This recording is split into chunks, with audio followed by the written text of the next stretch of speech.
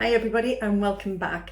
Today is a little bit of something different and if you've watched any of my videos you'll see that I use my halogen oven quite a lot, and the reason for that is there was only two of us, and also when the kids land, them being teenagers, they are used to using the halogen as well when they want to reheat pizzas and fish fingers and burgers and things like that. It's so much more economical than putting the oven on.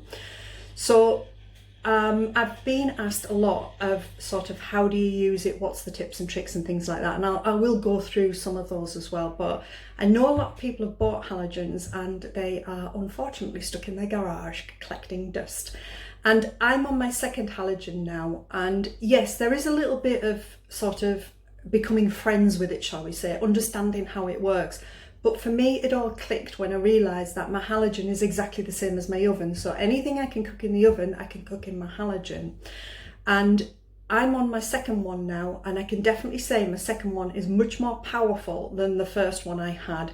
So again, for me, there was a little bit of a learning curve about which temperature I need to cook my chips on and my roast potatoes.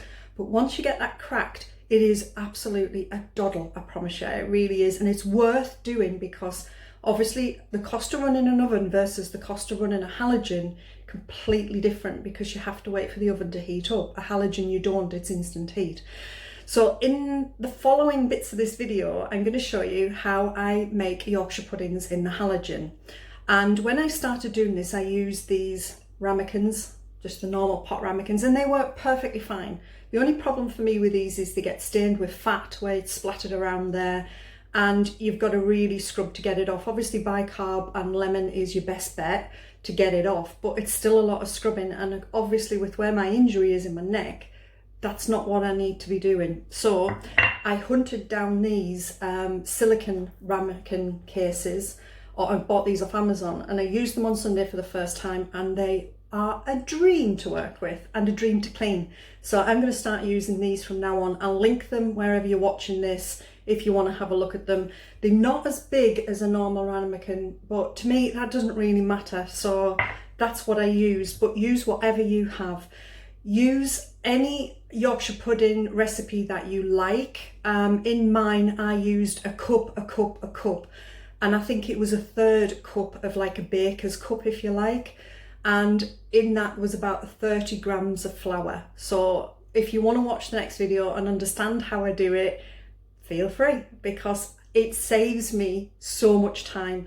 Normally when I make Yorkshire puddings, I do make a batch and freeze them, but obviously we run out of them very, very quickly. So when you just need 2 or 4, this is such an easy way of doing it.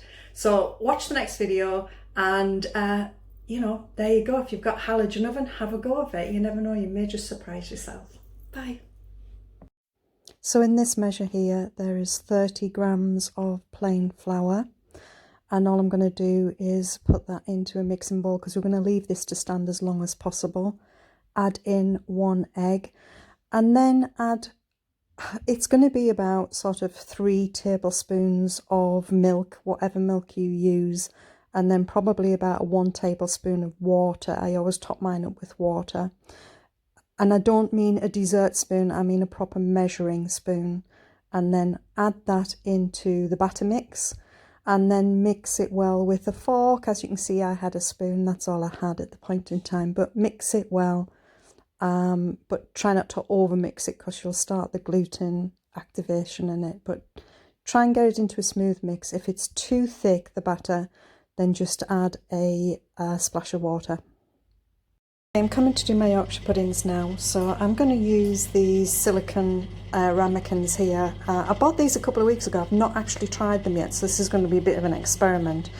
But basically what I've done is just sprayed each ramekin, apart from that one, with some oil. You can use these normal ones if you want. And all I'm going to do is place them into the halogen oven.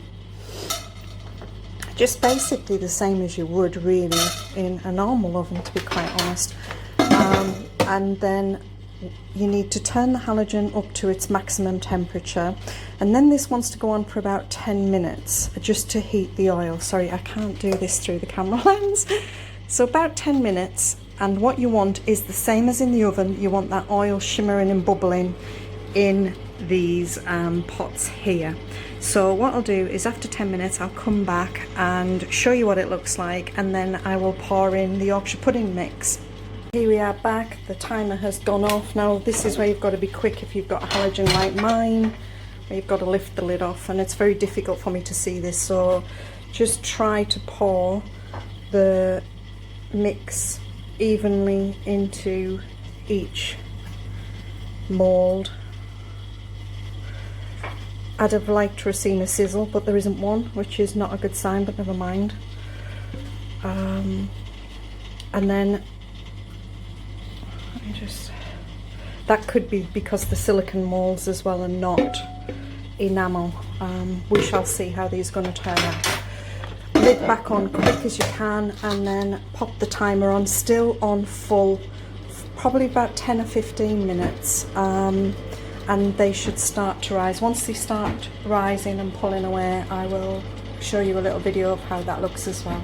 Okay, as you can see, they are starting to rise. Now, as you can see, the two on this side are starting to rise a little bit quicker than the two at the back. And what I sometimes do is just turn the lid round a little bit, because I'm not sure if like it tends to heat at one side quicker than the other, but I just spin the lid a little bit and then even out the heat so that they all get a little bit hotter and they rise evenly. So there you go, the puddings are done, and as you can see they have risen beautifully. Look at that baby. And there you go. So that is how you do Yorkshire puddings in the halogen oven. I hope you've enjoyed it. I'll show you a picture at the end when everything is plated up.